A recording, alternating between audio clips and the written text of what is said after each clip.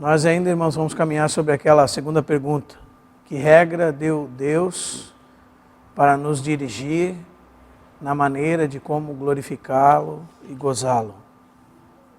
E hoje nós vamos falar um pouco sobre a inerrância da Bíblia, da infalibilidade da Bíblia, ou da inerrância da Bíblia. E nós vamos ler 3 textos. Salmo 19, a partir do verso 7. E você vai ouvir uma série de adjetivos que são sinônimos da palavra de Deus.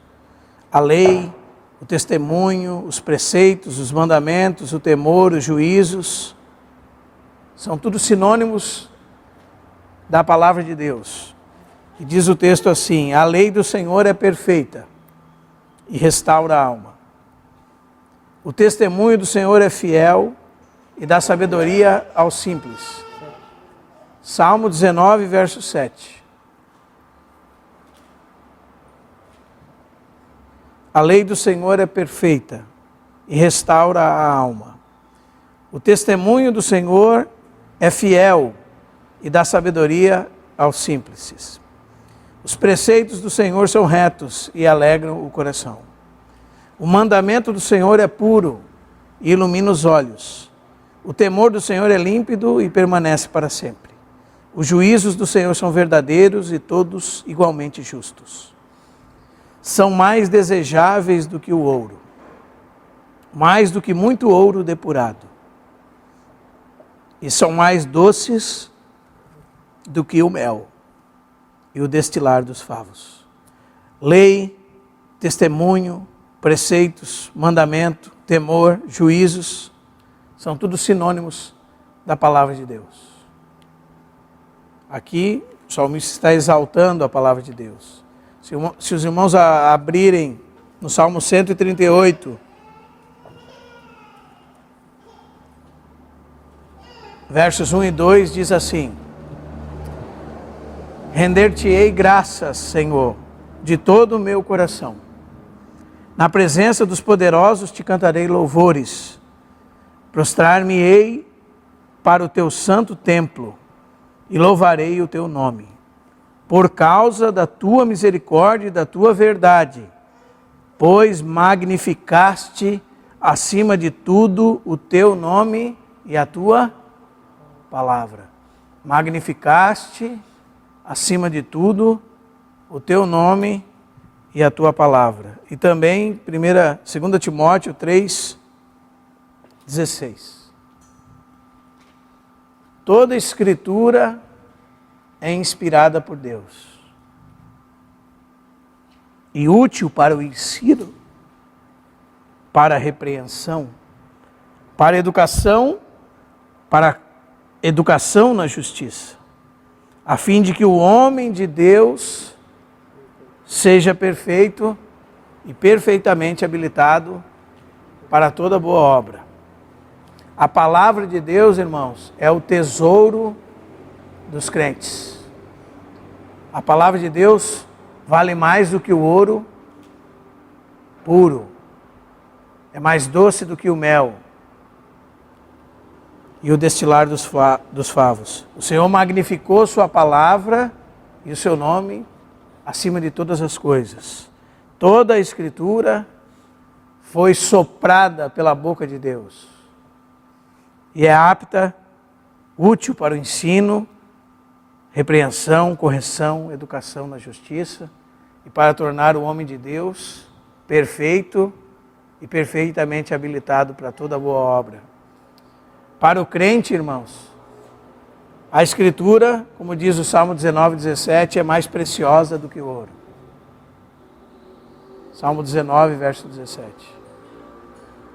O salmista, no Salmo 119, verso 97, diz: eu amo a tua lei, nela eu medito de dia e de noite.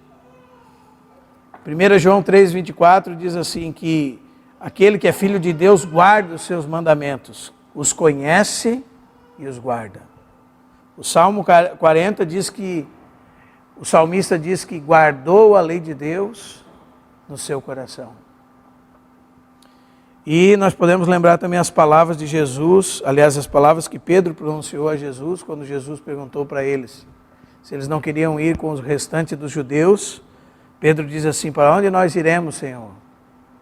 Se só tu tens as palavras de vida eterna.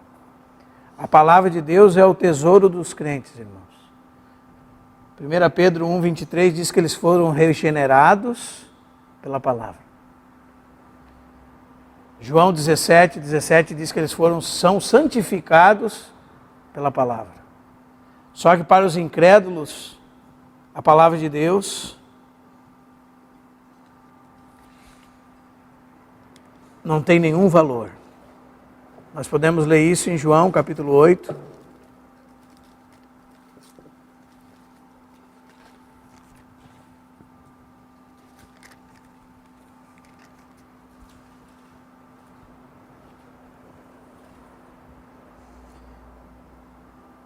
Verso 44, quando Jesus fala, quando os judeus disseram que eram filhos de Abraão, e Jesus inquire eles, porque se ele fosse filho de Abraão, eles creriam nele. Aí Jesus fala assim para eles: se Deus, verso 42, fosse de fato o Pai de vocês, certamente me haveis de amar, porque eu vim de Deus e aqui estou, pois não vim de mim mesmo, mas Ele me enviou. Veja o verso 43. Qual é a razão por que não compreendeis minha linguagem? Isso está falando dos incrédulos. É porque sois incapazes de ouvir a minha palavra. Então ele diz: vós sois do diabo, vosso pai, e quereis satisfazer-lhes os desejos. Ele foi homicida desde o princípio, jamais se firmou na verdade, porque nele não há verdade. Quando profere mentira, fala do que lhe é próprio, porque é mentiroso e o pai da mentira. Mas porque eu digo a verdade, não me credes. Os ímpios não podem crer na palavra. Eles são inimigos da palavra de Deus. Quem é de Deus, então, ouve as palavras de Deus. Por isso, não me dais ouvidos, porque não sois de Deus. Então aqui nós temos duas classes de ouvintes, irmãos. Para os crentes, a palavra de Deus é um tesouro precioso. Agora, para os incrédulos, ela é loucura. Isso você vai ler lá em 1 Coríntios 1:18.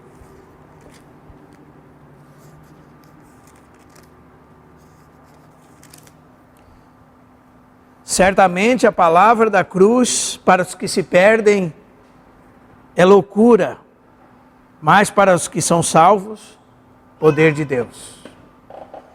Pois está escrito: destruirei a sabedoria dos sábios e aniquilarei a inteligência dos instruídos.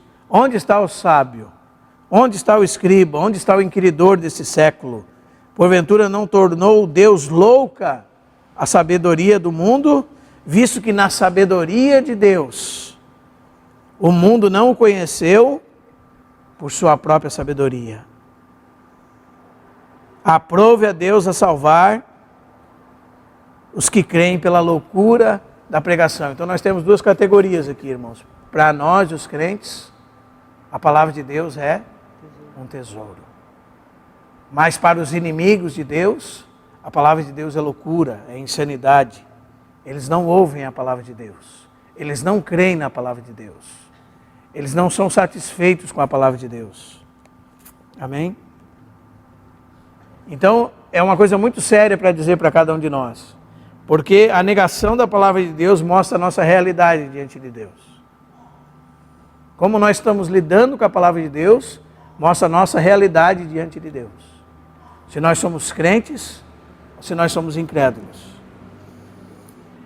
E falando do nosso assunto de hoje, o que significa inerrância?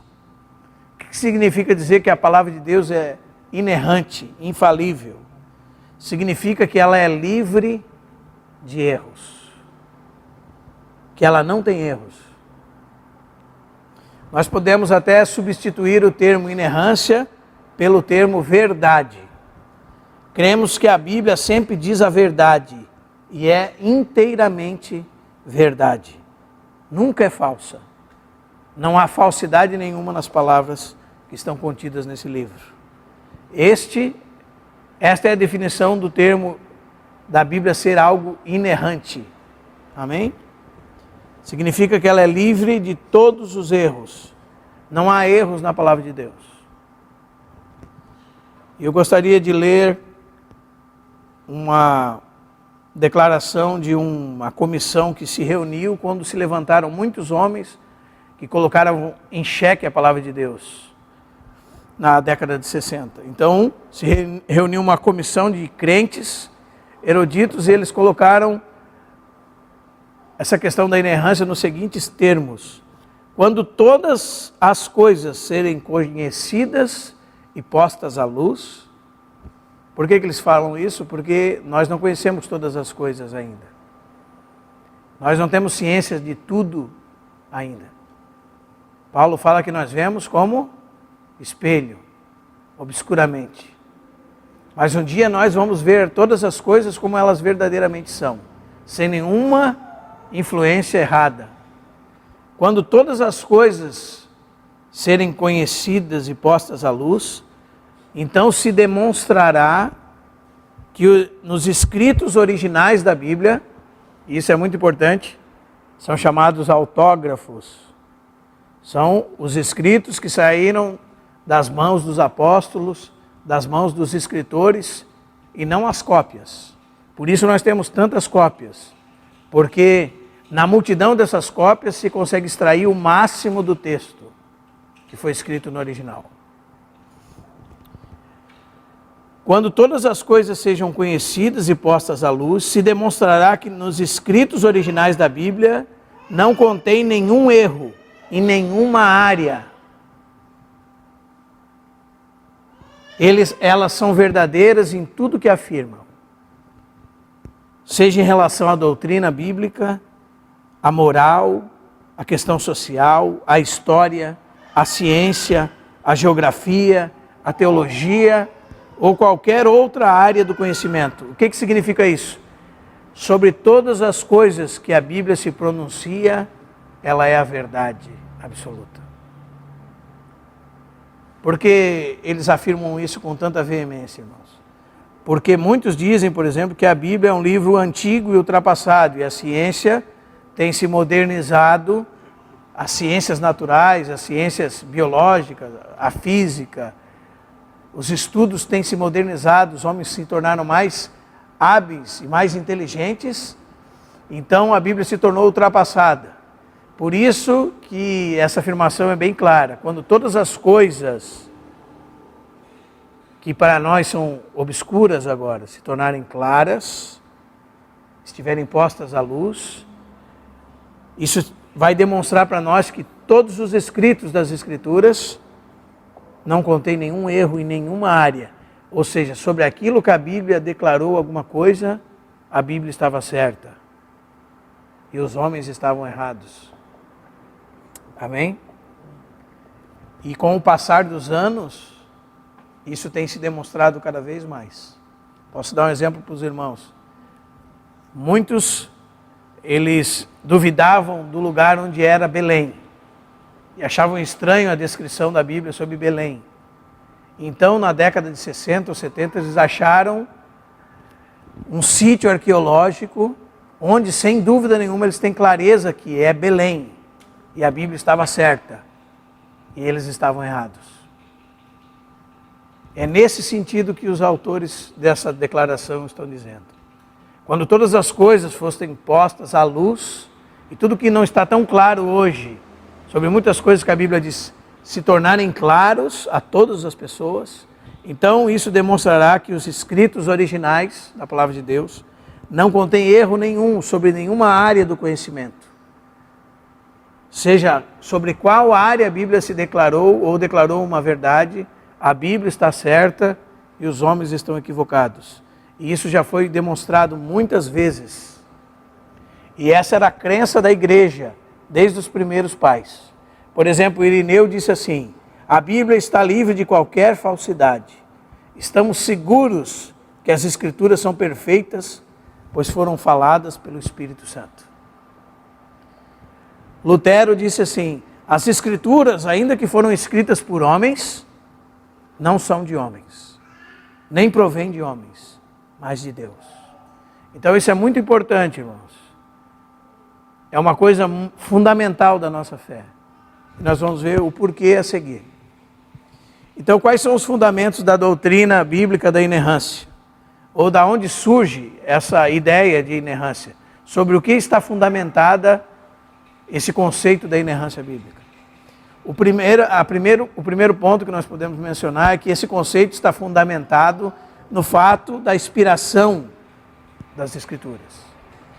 Se a Bíblia é inspirada por Deus, ela é inerrante. E os irmãos lembram o que significa inspiração? Inspiração, nós falamos na última aula, é o processo no qual homens movidos pelo Espírito Santo escreveram palavras sopradas por Deus, as quais são fonte de autoridade para a fé e para a prática cristã. A inspiração tem causa divina ou casualidade divina, tem mediação profética e o produto final delas é a autoridade que reveste a Bíblia. A Bíblia é plena, ou seja, a inspiração da Bíblia é plena, significa que toda a Bíblia é inspirada por Deus, e nós já vamos ler isso. A inspiração da Bíblia é verbal, ou seja, cada palavra da Bíblia foi inspirada por Deus. Aliás, segundo as palavras de Jesus, cada acento, cada tio foi inspirado por Deus. Cada mero caractere de uma palavra foi inspirado por Deus. Quando Jesus diz, nenhum jota ou tio passará até que tudo se cumpra, Jesus está declarando que cada detalhe, cada letra, cada caractere, ou cada parte de um caractere de uma letra, é verbalmente inspirado por Deus. A Bíblia tem inspiração plenária, significa que é completamente inspirada, e tem inspiração verbal, significa que cada palavra é inspirada. E é isso que nós lemos aqui. Toda a Escritura é inspirada por Deus. Amém? Então, se tem uma coisa que é fundamento para a inerrância bíblica, é a Escritura é inspirada por Deus. Isso leva a Escritura a ser inerrante, livre de erros. Totalmente livre de erros. O segundo ponto, que está baseado a inerrância da Bíblia, é o ensinamento bíblico sobre a confiabilidade da mensagem e do mensageiro, demonstra a inspiração, a inerrância da Bíblia. O ensino bíblico sobre a confiabilidade da mensagem e do mensageiro denotam que a Bíblia só pode ser inerrante. Por exemplo, irmãos, quando nós abrimos em Deuteronômio 13 e Deuteronômio 18, nós vamos ver algumas características de um homem que falaria da parte de Deus. E a primeira delas é que esse profeta não deveria falar em nome de outro Deus. Ou seja, ele era um mensageiro do próprio Deus vivo. Jamais poderia se relacionar com qualquer outro Deus. Depois podemos abrir em Deuteronômio para nós ficar só nas minhas palavras. Deuteronômio capítulo 13. Quando o profeta ou sonhador se levantar no meio de ti e te anunciar um sinal ou prodígio, e suceder o tal sinal ou prodígio de que houver falado, e disser, vamos após outros deuses que não conheceste, e sirvamo-los, não ouvirás as palavras deste profeta. Por quê? O profeta tinha que falar somente em nome de Deus. O Deus de Abraão, de Isaque e de Jacó. Jamais poderia levar o povo a servir outros deuses. Os irmãos estão entendendo, irmãos? Isso está demonstrando a confiabilidade que teria um profeta de Deus. Que a Bíblia declara que um profeta de Deus teria e que sua mensagem teria. Segundo lugar, o profeta jamais deveria faltar com a verdade. Continuando o texto. Não ouvirás a palavra desse profeta ou sonhador, porquanto o Senhor vosso Deus vos prova, para saber se amais o Senhor vosso Deus de todo o vosso coração e de toda a vossa alma. Andareis após o Senhor vosso Deus, e a Ele temereis, guardareis os seus mandamentos, ouvireis a sua voz, a Ele servireis, e a Ele vos achegareis. Esse profeta ou sonhador deve ser morto, pois pregou rebeldia contra o Senhor vosso Deus, que vos tirou da terra do Egito, e vos resgatou da casa da servidão, para vos apartar do caminho que vos ordenou o Senhor vosso Deus, para andardes nele, assim eliminarás o mal do meio de ti. Ou seja, o profeta jamais deve falar aquilo que Deus não mandou falar. Nós podemos abrir também Deuteronômio 18, 22, segura o texto aí, o verso 13. Sabe que quando esse profeta falar em nome do Senhor e a palavra dele não se cumprir, nem suceder, como profetizou, esta palavra não é o que o Senhor disse. Com soberba ele falou, não tenhas temor dele. Ou seja, o profeta não pode jamais faltar com a verdade. E uma terceira característica está nesses textos: o profeta não deve falar aquilo que não deverá suceder. Aquilo que ele falar deve acontecer. Sabe o que isso está demonstrando para nós, irmãos? A confiabilidade absoluta que um profeta das Escrituras tem. E é que a sua mensagem tem. Quando nós lemos deles, dito, assim diz o Senhor. Veio a mim a palavra do Senhor dizendo, este homem é um homem confiável e sua mensagem é uma mensagem confiável. Os irmãos estão entendendo, irmãos? E se de tal maneira a Escritura demonstra isso, sem dúvida nenhuma essa confiabilidade do profeta e da mensagem evidencia que a Bíblia está livre de qualquer erro. Os irmãos estão entendendo, irmãos? Que Deus usou critérios para que a palavra dele chegasse até nós, na sua sabedoria, na sua onipotência, na sua providência divina, e que jamais um profeta pode falar em nome de Deus e poderia falar em nome de Deus se Deus o não tivesse mandado. Em Jeremias é dito, esses profetas profetizam coisas do seu próprio coração, coisas que eu não lhes disse. Ou seja, quando um profeta de Deus falava, ele tinha confiabilidade e a mensagem dele era a mensagem de Deus. O que fazia das suas palavras serem totalmente livres de erro. Não havia erro nas suas palavras. Amém, irmãos? Um terceiro fundamento da doutrina da inerrância é o ensinamento da Bíblia com respeito à autoridade que ela tinha. E nós vamos ver, por exemplo, em João 10:35, que Jesus mesmo disse que o que está escrito não pode de maneira nenhuma ser anulado. Tem autoridade máxima. E nós já vimos muito sobre isso semana passada. O que está escrito não pode ser quebrantado, Jesus disse. João capítulo 10, versículo 35. E também quando nós lemos Mateus capítulo 5, no versículo 17, texto esse que muitas pessoas têm dificuldade, porque tem dificuldade de separar a palavra de Deus e entendê-la como Jesus gostaria que nós entendêssemos.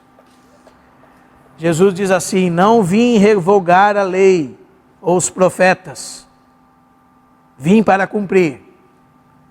Porque em verdade vos digo que passará o céu e a terra, até que passe céu e terra, nenhum i ou um tio jamais passará da lei, até que tudo se cumpra.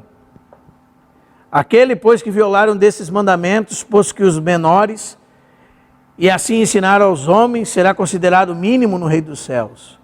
Aquele, porém, que observar e ensinar, esse será considerado grande no reino dos céus. Porque vos digo que se a vossa justiça não exceder a muito a justiça dos escribas e fariseus, jamais entrareis no reino dos céus. Jesus não veio revogar nada, Jesus veio cumprir. Jesus, ele veio estabelecer o clímax daquilo que estava escrito no Antigo Testamento. Os irmãos estão entendendo, irmãos? Aquilo que era sombra, ele trouxe a realidade.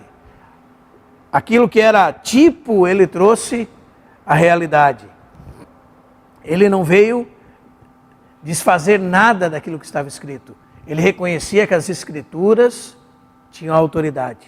E a autoridade das Escrituras demonstra uma base para que nós vejamos a inerrância das Escrituras. Por que as Escrituras são inerrantes? Porque são fonte de autoridade máxima. Quando a Bíblia fala, Deus fala.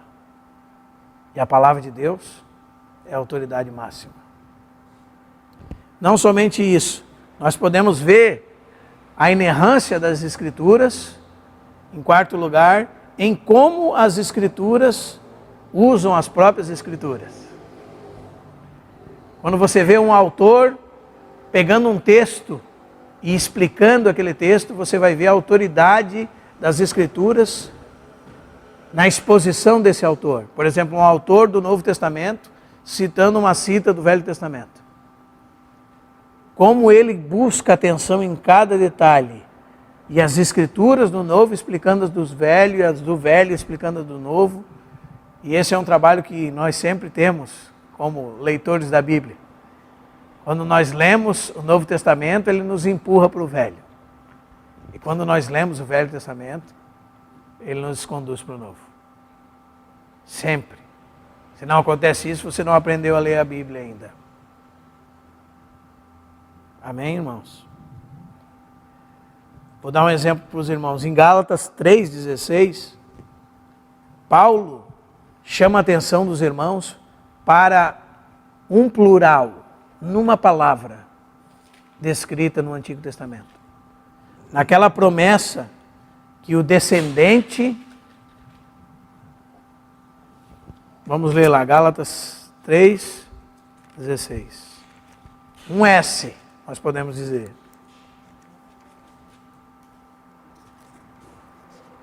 Paulo está expondo um texto do Antigo Testamento, verso 15 do capítulo 3. Ora, irmãos, falo como homem. Ainda que uma aliança seja meramente humana, uma vez ratificada, ninguém a revoga ou lhe acrescenta coisa alguma. Ora, as promessas foram feitas a Abraão, veja bem, irmãos, e ao seu descendente. Não diz aos descendentes, como se falando de muitos, porém como de um só, ao seu descendente, que é Cristo.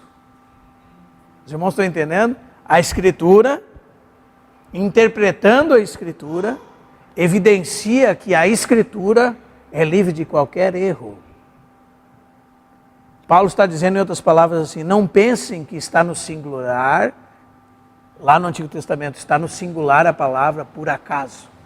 Não pense que ela está sem S por acaso. Ela está sem o S porque ela tinha que estar sem o S. É isso que Paulo está fazendo com o texto. Porque fala de um descendente e não de muitos, um só, que é Cristo. Os irmãos estão entendendo, irmãos? Isso faz o nosso coração se encher de admiração, irmãos. Amém? Paulo está lendo o Antigo Testamento, lendo a promessa de Deus e a aliança de Deus feita a Abraão, e diz, Paulo, que quando leu esse texto, viu que Abraão, que a Abraão e ao seu descendente tinham sido feitas promessas. E ele diz, não aos seus descendentes, no plural, mas ao seu descendente, no singular, que é Cristo. Os irmãos estão entendendo, irmãos? A Escritura, usando a Escritura e explicando a Escritura, demonstra a inerrância da Escritura. Em quinto lugar, um ensino sobre o caráter de Deus vai demonstrar que é impossível que as Escrituras tenham erro. Por quê? Por exemplo, a palavra de Deus diz que Deus não pode mentir. Números 23, 19, Hebreus 6, 18. A palavra de Deus diz que Deus é verdadeiro. Romanos 3, 4.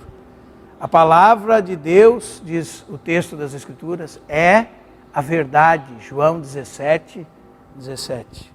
Se as Escrituras procedem de Deus e o seu caráter está por trás delas, não parece então que seja possível encontrar erro nas Escrituras. Se elas procedem de um Deus perfeito, elas inevitavelmente têm que estar perfeitamente exatas, totalmente livre de erros. Amém? Talvez você ouviu eu falar até agora e fica perguntando assim, tá, mas qual é a importância disso, irmão? Que importância tem nisso?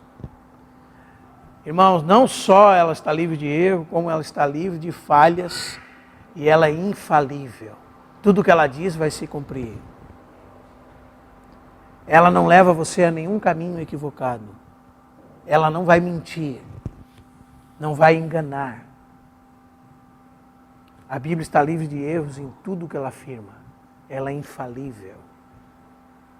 Passarão céus e a terra, e as minhas palavras jamais passarão. O Senhor Jesus disse, vai passar o céu e a terra, e nenhum i ou tio deixará de se cumprir daquilo que foi escrito. Os irmãos estão entendendo, irmãos? Então, qual é a importância da inerrância? Por exemplo, se você pensar que a Bíblia tem algum erro, ou você for levado a pensar sobre isso, irmãos, e isso acontece bastante nos nossos dias, porque se a palavra de Deus contém a verdade, Satanás está trabalhando desde que o mundo é mundo para dar a versão dele dos fatos. E ele é o pai da mentira. E na boca dele nunca se achou a verdade. E ele conduz todas as coisas no mundo através da sua realidade mentirosa. E ele tenta passar a versão dele dos fatos. Então, se você não estiver seguro que a Bíblia é a palavra de Deus inerrante e infalível, se você pensar que a Bíblia tem erros, como é que você pode estar seguro naquilo que você entende de Cristo?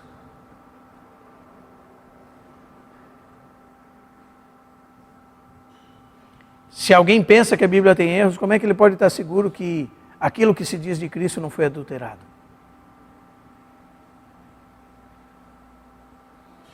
Como é que ele pode se sentir seguro diante de Deus?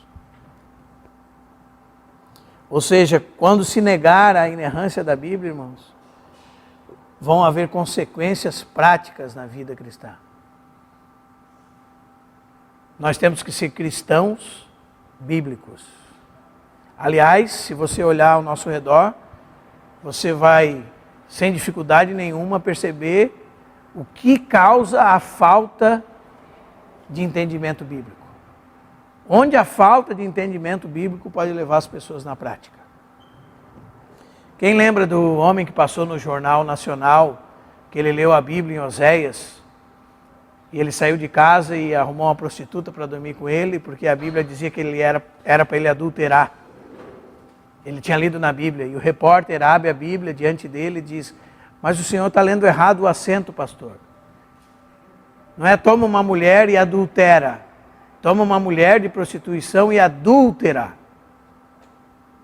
Não adultera, adúltera. Ele disse, onde que está isso? Ué, eu li errado, ou seja, já estava traindo a mulher.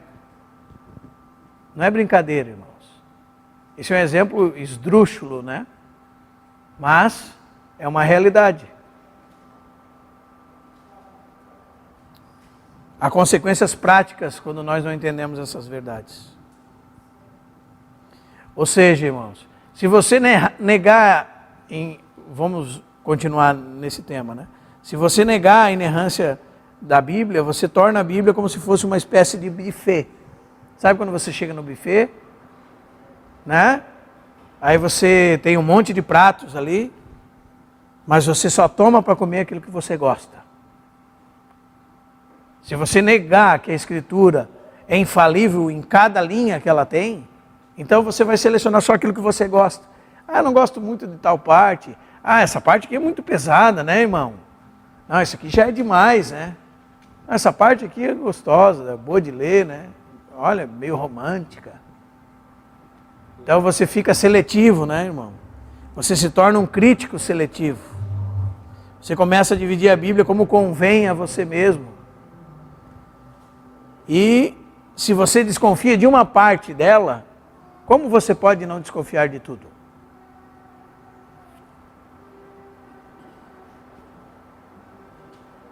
Você vai fazer com que a Bíblia seja um buffet para você? Você vai comer só aquilo que você acha que é bom? A Bíblia é fonte de alimento, sim. Mas toda ela é fonte de alimento. Os irmãos estão entendendo, irmãos? É muito importante nós entendermos que ela é infalível, porque nós não vamos menosprezar nada que venha da palavra de Deus. E quando o diabo faz esse trabalho, ele está mexendo com uma coisa fundamental. Porque a Bíblia é o prato, é como se fosse um prato onde você come. E vamos imaginar que você tem um prato de sopa.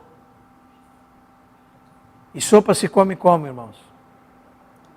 Com garfo? Como come sopa? Então você tem o prato, a sopa e a colher.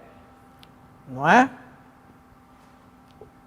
A sopa é o texto. Chama-se, na teologia, exegese, o texto. A colher é a maneira como você deve comer a sopa. E nós estudamos um pouco sobre isso. Sobre como interpretar a Escritura. Como comer a sopa.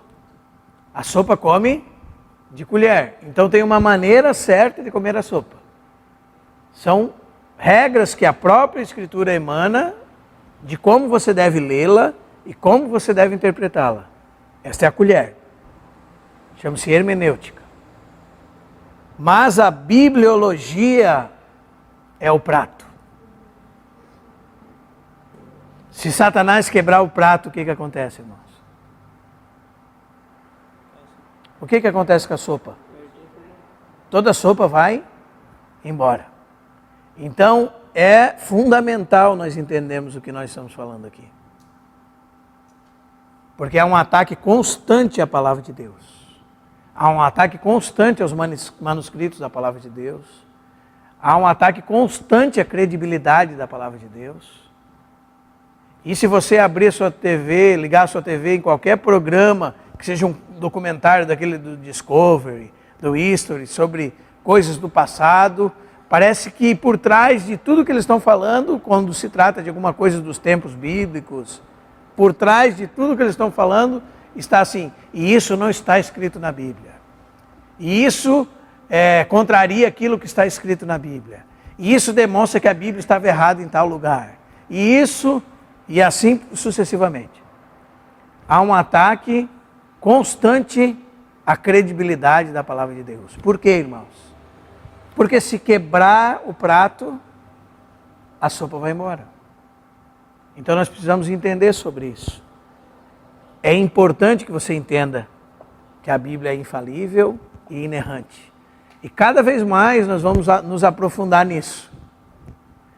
Um dia nós vamos estar aqui numa sexta-feira, lendo algum manuscrito do 4º século, do 3º século, e demonstrando que existem documentos antigos que comprovam que a Bíblia é a palavra de Deus. E aliás, a Bíblia é o livro que mais documentos antigos existem. São mais de 5.600 manuscritos antigos. Alguns fragmentos datam do 1º século ainda. Então nós precisamos entender quanto isso é importante e quanto o diabo está trabalhando constantemente para tirar o crédito da palavra de Deus. Então, se você lembrar disso, já é suficiente. A Bíblia é o que, irmãos? O prato. O texto dela e a maneira como você lê ele é a colher. Bibliologia, exegese e hermenêutica. E agora eu gostaria de tratar com os irmãos um pouco sobre a suficiência das Escrituras. O que significa isso? Significa que a palavra de Deus é útil para tudo o que precisamos. A palavra de Deus é capaz de conduzir-nos por toda a jornada da nossa vida, desde o início até o fim. Ela é útil para tudo o que precisamos. Ela é útil para a educação de filhos. E há muita dificuldade na educação de filhos. Porque a psicologia é uma ciência relativamente nova, de uns 100 anos, e está todo o tempo contrariando a palavra de Deus.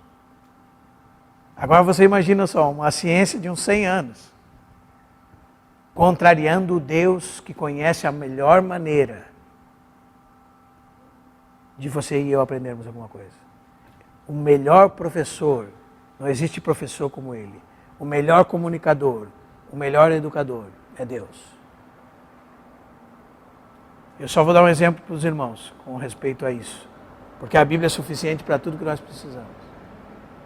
Então ela é suficiente para a educação dos nossos filhos. Como assim, irmão? Por exemplo, a psicologia diz que você corrigir um filho com vara, você vai fazer o filho se tornar um revoltado. A palavra do Deus Todo-Poderoso, o que ele disse em Provérbios 22:15, contraria o que a psicologia diz. A palavra do Deus Todo-Poderoso, o que criou cada partícula do nosso corpo e sabe como lidar conosco, contraria o que a psicologia diz. Ela diz que a estutícia, ou a impiedade, a iniquidade, está ligada ao coração da criança. Ou seja, o problema é interno. E diz, e a vara o livra de tal coisa. Os irmãos estão entendendo, irmãos?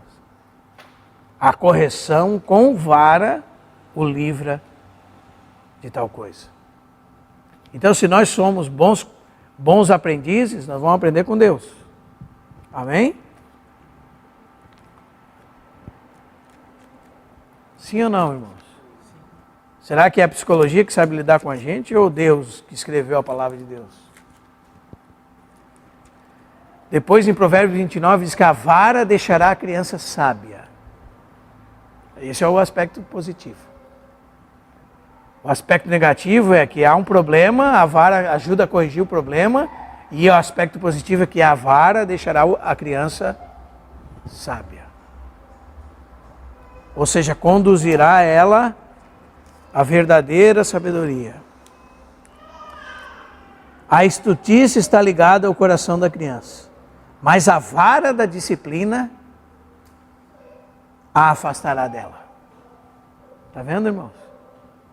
Como é interessante. Então, nós vamos ficar com 100 anos de psicologia ou com a palavra de Deus? Nós vamos ficar com a palavra de Deus. É uma pena que em português nós temos muito poucos livros que tratam desses temas. E me deu muita vontade no coração de tentar traduzir uma série de palestras de um pastor da República Dominicana que fala sobre esse tema. Em 37 palestras. Se você ouvir só a primeira, você já se assusta com o que ele diz. Porque é bíblico e trata da educação dos nossos filhos. E fala que se nós vamos realmente querer que os nossos filhos se convertam a Deus, nós não podemos errar nisso com eles. Nós precisamos dar uma educação bíblica para eles. E a Bíblia tem tudo o que nós precisamos. Ele cita alguns livros em inglês, e até eu descobri que um deles está em português, né? chama A Mãe no Lar, e que não fala sobre a mãe estar em casa, como alguns vão pensar, mas a maneira como educar. A maneira bíblica de educar. O que a Bíblia diz que devemos fazer. A Bíblia é toda suficiente. Amém? E eu gostaria de que nós víssemos alguns símbolos disso. Primeiro, a Bíblia é suficiente para regenerar uma pessoa. Não é? 1 de Pedro 1:23. A Bíblia é uma semente. A palavra de Deus é uma semente que contém vida e que germina a vida, produz vida. 1 de Pedro 1:23. Ou seja, para nascer de novo é necessária a palavra de Deus. Para ser regenerado é necessário a palavra de Deus. Fostes regenerados não de semente corruptível, mas de incorruptível, mediante a palavra de Deus, a qual vive e é permanente. Amém? E Pedro faz essa comparação daí. Pois a carne é como a erva, e a sua glória é como a flor da erva. Seca-se a erva, cai a sua flor. Mas a palavra de Deus, porém, permanece eternamente. Essa é a semente que nos foi evangelizada. E por causa dessa semente plantada, nós fomos regenerados. Então, para que haja regeneração, é necessário a palavra de Deus. A palavra de Deus é o que faz germinar a vida. Os irmãos estão entendendo, irmãos? Quando a palavra de Deus é anunciada, aquele que é chamado por Deus, no seu interior, responde à palavra de Deus e aquilo brota no seu coração como vida, realidade de vida interior.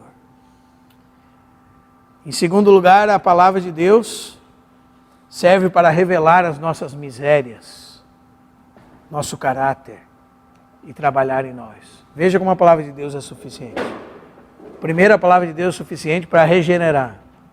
Depois, isso está lá em Tiago, capítulo 1.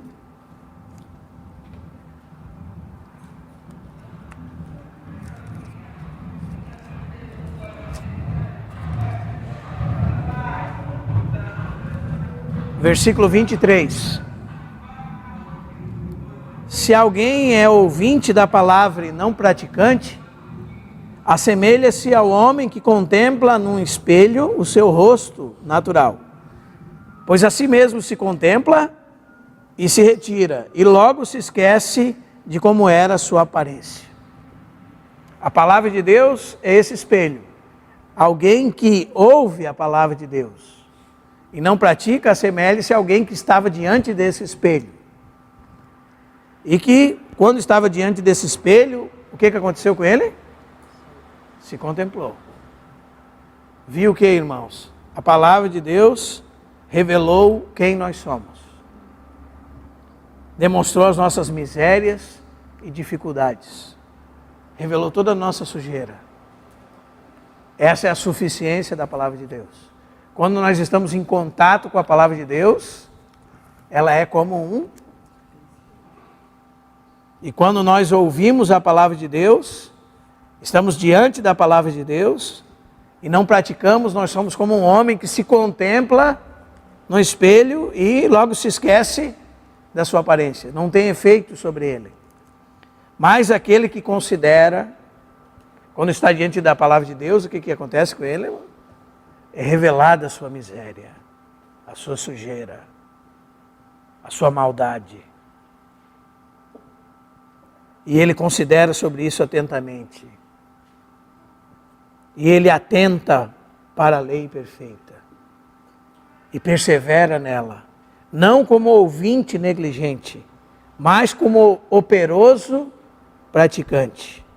Esse será bem-aventurado em tudo. O quê? Agora volte para o verso 21. Portanto, despojando-vos de toda a mentira e acúmulo de maldade, acolhei com mansidão a palavra em vós implantada, que é poderosa para... A palavra de Deus é poderosa, eficiente, para mostrar nossas misérias e nos lavar de toda a sujeira. Os irmãos estão entendendo, irmãos? Como nós precisamos desta palavra viva.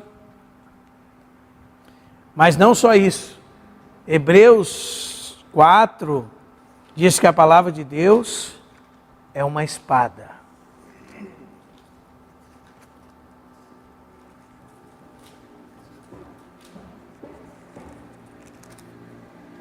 (4:12) 4:12 diz assim: porque a palavra de Deus é viva e eficaz.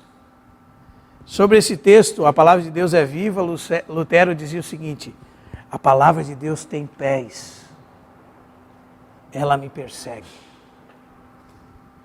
A palavra de Deus tem mãos, ela me agarra, nunca me deixa ir. Ela me persegue. Ele dizia isso sobre quando ele lia esse texto. A palavra de Deus é viva, é energia poderosa, eficaz. E é como uma espada.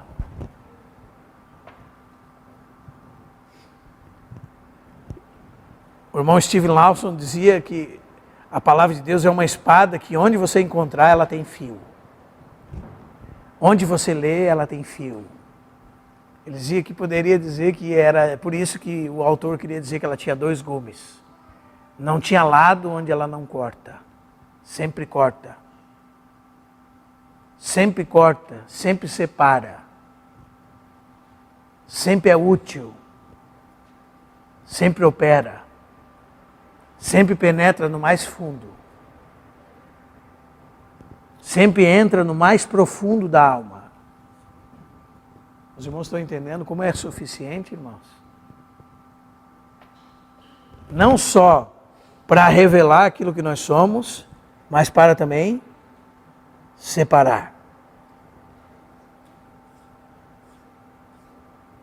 Aquilo que é de Deus, daquilo que não é de Deus. Como se separa a carne do animal, as peças da carne do animal. Como uma adaga que se usa um açougueiro para separar as partes boas das partes descartáveis. A palavra de Deus é viva, eficaz. Ela é mais penetrante que uma espada de 2 gumes. Vai a ponto de dividir a alma, espírito, juntas e medulas. É apta para discernir os pensamentos e os propósitos do coração. A palavra de Deus, ela desvenda o mais profundo do coração. Ela discerne o erro mais escondido, no mais fundo do coração. Ela vai na raiz do problema, no mais profundo do coração. Por isso nós precisamos da palavra de Deus. E diz assim: não há criatura que não seja manifesta na sua presença. E um pregador dizia assim, que ele pregou uma mensagem e o marido chegou para ele bravo e disse: quando que você conversou com a minha mulher? Eu nem conheço você, nem sua mulher. Ele disse: você me conhece e conhece minha mulher. Porque você pregou hoje toda a minha vida. Tudo que você falou parecia que estava batendo diretamente no meu rosto.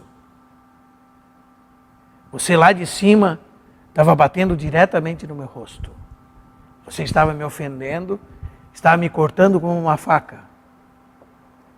Quando é que você conversou com a minha mulher? E realmente esse pregador nunca tinha conversado com a esposa dele. Mas não há nada que não seja revelada pela palavra de Deus.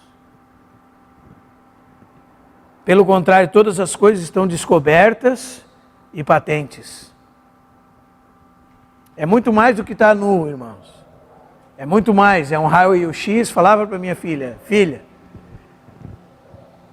Deus é um raio-x, é um acelerador de partículas que ninguém jamais criou. Sabe o que é um acelerador de partículas?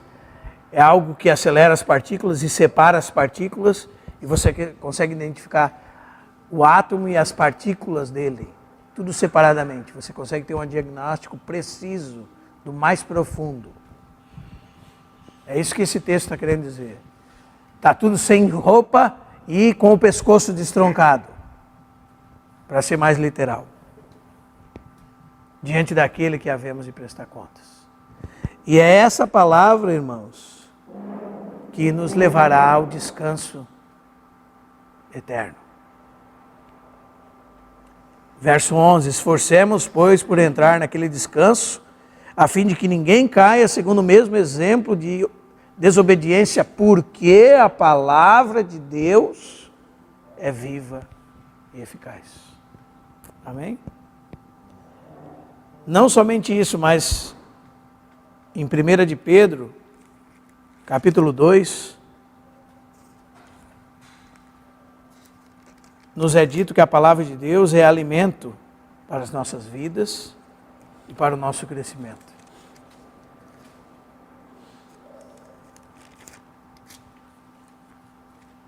Ou, nós podemos dizer figuradamente que ela é como leite. Despojando-vos, portanto, de toda maldade, dolo, hipocrisias, invejas, de toda sorte de maledicências, desejai ardentemente, como crianças recém-nascidas, o genuíno leite espiritual, para por ele vos seja dado crescimento, para que por ele seja dado crescimento para a salvação. Então, como nós vamos crescer, irmãos? Como é que nós crescemos fisicamente, irmãos? Lembre das palavras do nosso Senhor Jesus. Nem só de pão viverá o homem, mas de toda a palavra que procede da boca de Deus. A palavra de Deus é leite espiritual, é alimento espiritual. E nós devemos desejar, como uma criança deseja o peito da mãe. As irmãs que amamentam aqui conhecem quando o menininho está com fome, né? Parece que o que importa na mãe é o peito. E berra e chora, né? Ele quer o que, irmãos? Leite. Para que ele possa crescer. Nós precisamos da palavra de Deus. Ela é suficiente para o nosso crescimento. Olha como nós devemos estar atentos à palavra de Deus, né? Fico pensando na pessoa que está sendo ministrada a palavra de Deus e está com a cabeça no mundo da lua. Possivelmente não entendeu o que é a palavra de Deus. Possivelmente que não entendeu que a palavra de Deus é esse banquete servido para o crescimento. Amém? Senão nós íamos estar sempre preocupados em nos alimentar. Talvez nós estamos desnutridos espiritualmente. Talvez, muitas vezes, nós nos alimentamos de um leite falsificado e nós nos tornamos crianças na fé. Porque nós não estamos ocupados com a verdadeira palavra de Deus. E então, quando a verdadeira palavra de Deus é exposta, nós vamos para o mundo da lua. Ao invés de nós estarmos prestando atenção na palavra de Deus e nos alimentando da palavra de Deus. E é uma tristeza, mas é um fardo para os pregadores modernos, irmãos. Porque alguém que está ministrando a palavra de Deus, olhando para as pessoas, já sabe quem está prestando atenção e quem não está nem aí. Quem está em outro planeta.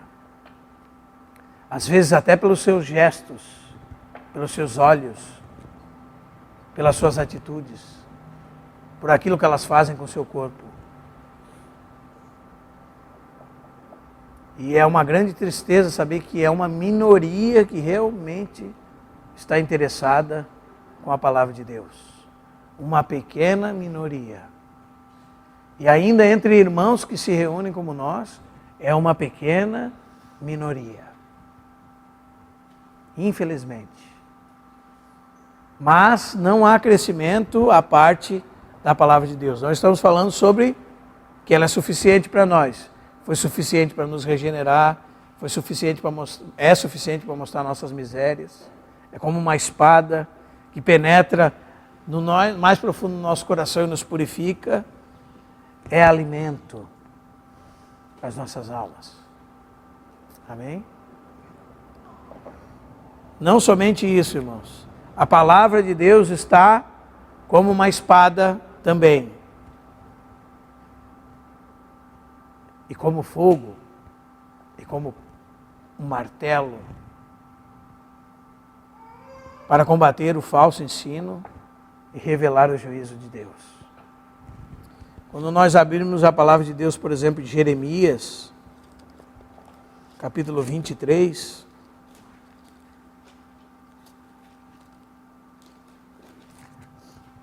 nós vemos a situação de homens que falavam por Deus,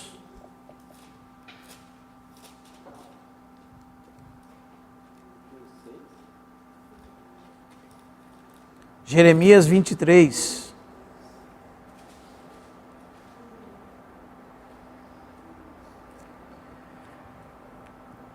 Jeremias era um homem que estava num tempo muito difícil.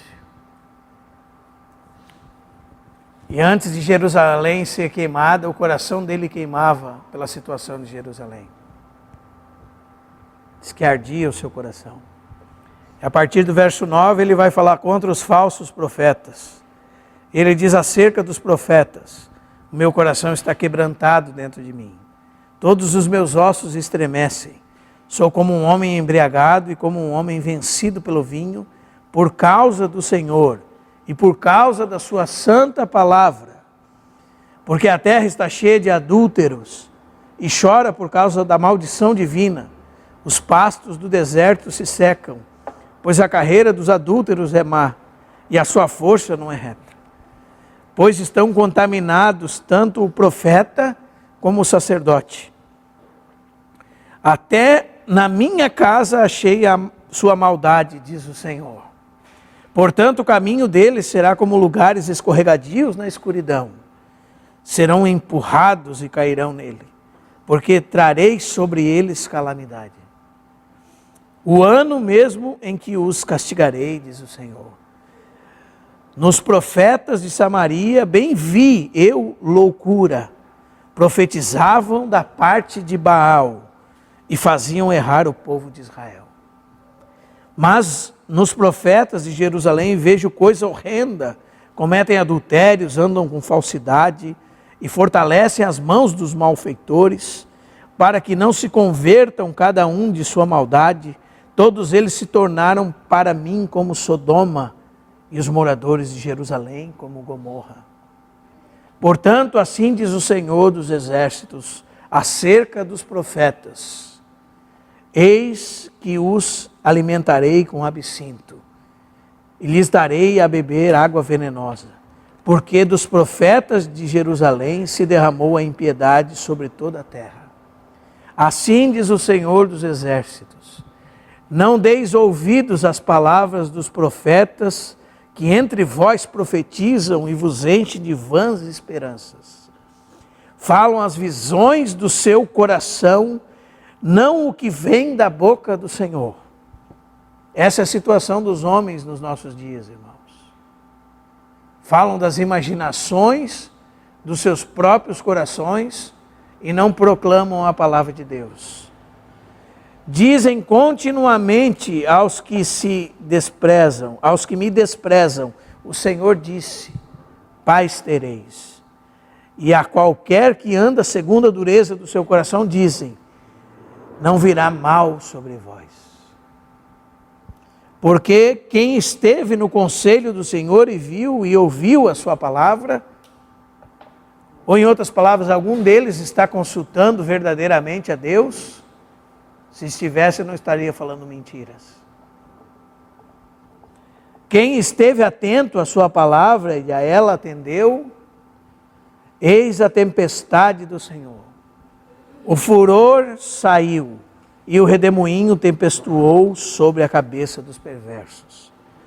Não se desviará a ira do Senhor até que execute e cumpra os seus desígnios, os desígnios do seu coração. Nos últimos dias entendereis isso claramente.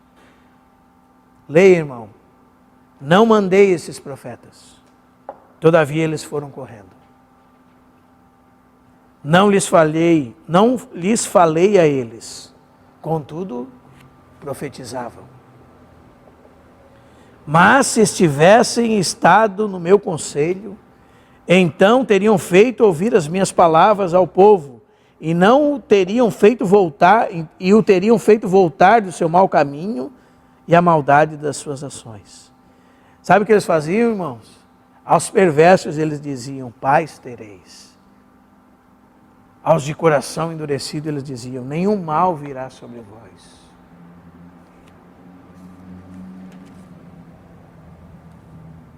Aí o Senhor diz assim em verso 23, acaso sou eu apenas de perto, diz o Senhor, e não também de longe? Ocultar-se-ia alguém em esconderijos de modo que eu não o veja? Diz o Senhor, porventura não encho eu os céus e a terra? Ouviu isso, filha? Porventura não encho eu os céus e a terra?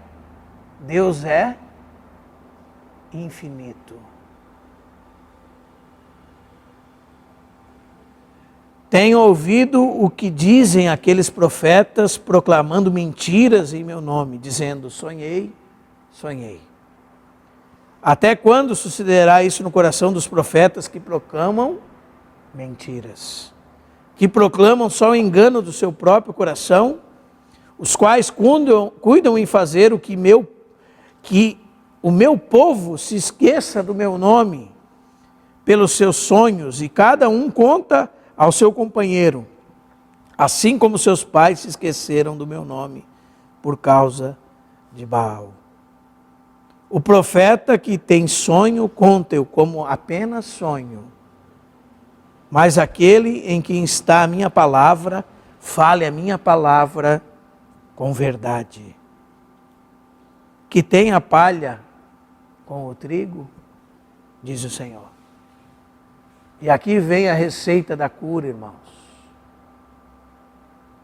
A cura contra o falso ensino. A cura que traz o juízo de Deus. Nessa pergunta de Deus. A primeira parte dela é, não é a minha palavra como fogo? Os irmãos sabem que o fogo consome, queima, destrói tudo aquilo que ele toca.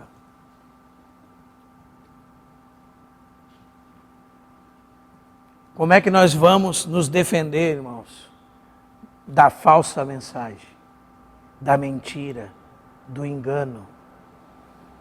Com o que nós vamos nos defender? O que é eficaz como fogo para desmantelar, para consumir, para despedaçar, para tornar em nada esses enganos? Não precisa nem responder, né, irmãos? Não é a minha palavra como fogo? Que tem a palha com o trigo. Não é a minha palavra como fogo? Como é que nós vamos nos defender, irmãos? Como é que nós vamos conseguir em Cristo Jesus aniquilar todo falso ensino, todo sonho louco, tudo aquilo que não vem de Deus, tudo aquilo que fala em nome de Deus e Deus nunca enviou, Deus nunca disse? Como é que nós vamos nos defender contra aqueles que inventam imaginações no seu coração e tentam levar o povo de Deus após si, falando mentiras, dizendo paz tereis, quando eles estão sob juízo de Deus, dizendo nenhum mal se sucederá, quando eles estão prestes a ser consumidos por Deus, ser aniquilados por Deus? Como é que nós vamos nos defender de tudo isso, irmãos? Não é a minha palavra como fogo? Com o que nós vamos nos defender, irmãos? Com a palavra de Deus. E não só isso, irmãos. Ele diz, e como martelo que esmiuça a penha. Nós podemos comparar como Pedro, não é verdade? Estes falsos profetas como rochas submersas. E qual é o martelo que esmiuça eles, irmão? Qual é o martelo que esmiuça eles? Hã? Não precisa dizer outra coisa.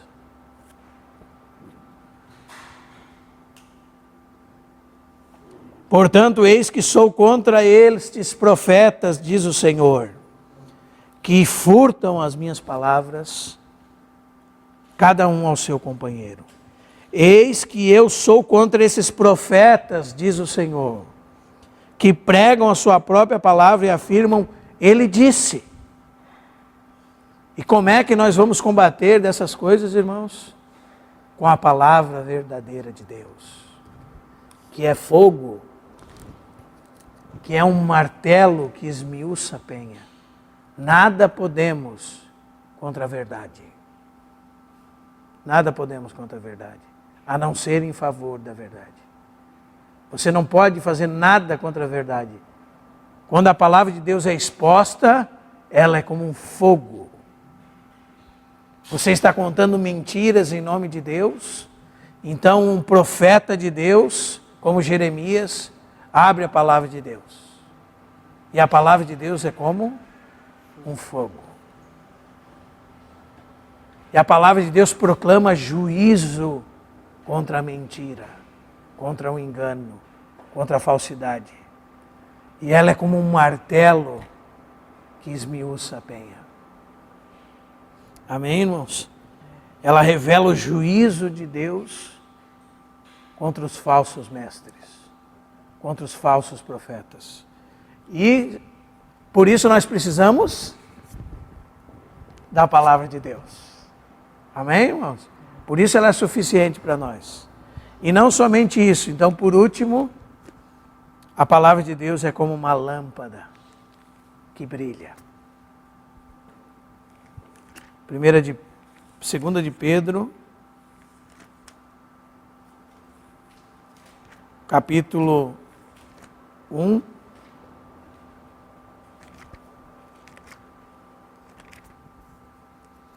A palavra de Deus é suficiente, irmãos.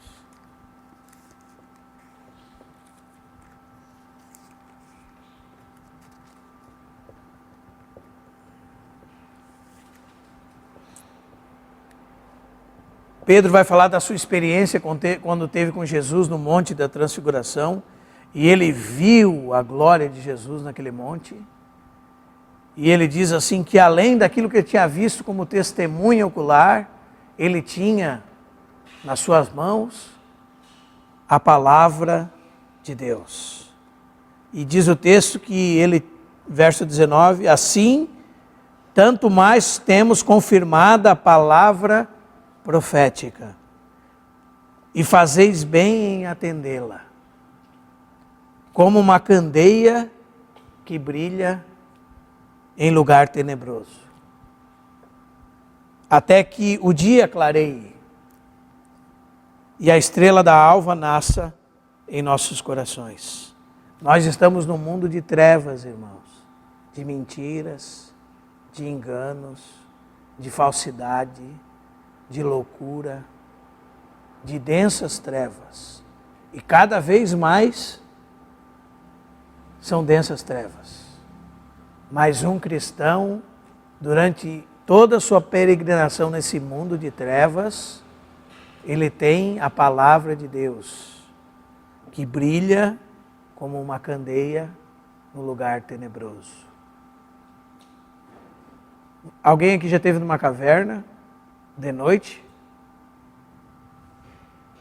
Alguém já esteve perto do mato de noite, onde não tem luz nenhuma do sol, que a luz da lua não brilha num dia de lua minguante, por exemplo?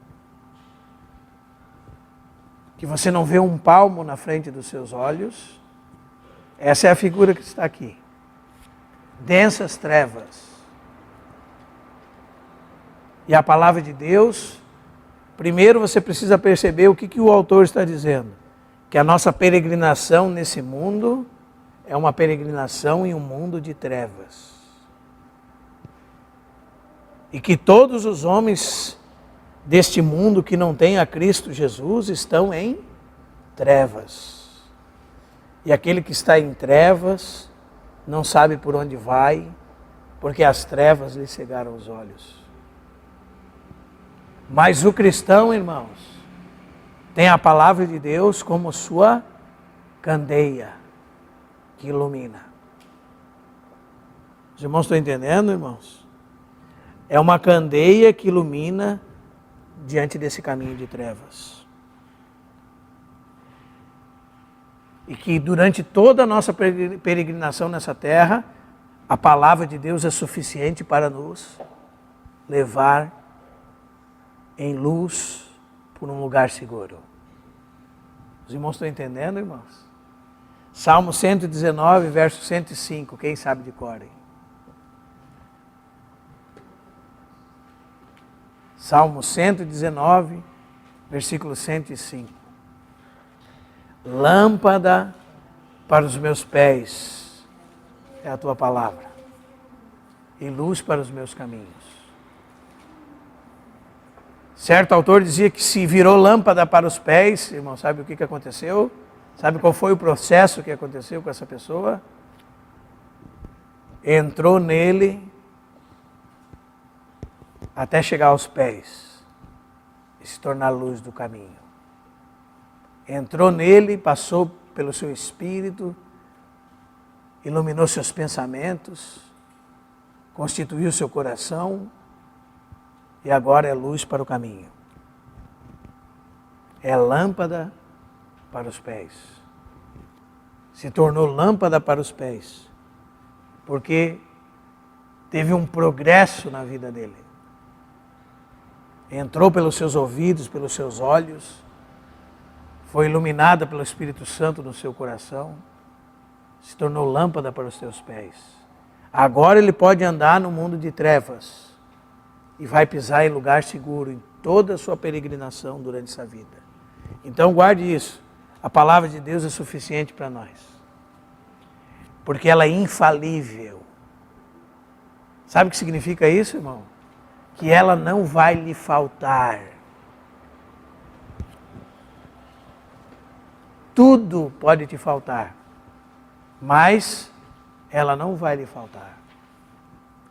Ela não vai lhe faltar quando você necessita. Não vai falhar. Não vai errar. Os irmãos estão entendendo, irmãos? Você nasceu por essa palavra. Agora essa palavra é o espelho que você tem diante de você todas as vezes que você está em contato com ela. E é a espada que está cortando dentro do seu coração. Amém? É a comida que você come. É alimento para o seu espírito. Alimento para a sua alma. É a palavra que te defende dos malfeitores. Daqueles que distorcem aquilo que Deus disse. Irmãos, como é fácil enganar alguém que não conhece a palavra? Como é fácil enganar alguém? Será que se eu elaborasse uma série de mentiras, todos os que estão aqui seriam capazes de descortinar essas mentiras?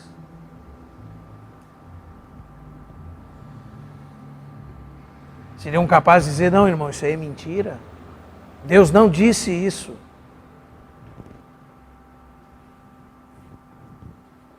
A palavra de Deus tem esse poder de consumir as mentiras, de esmiuçar as mentiras.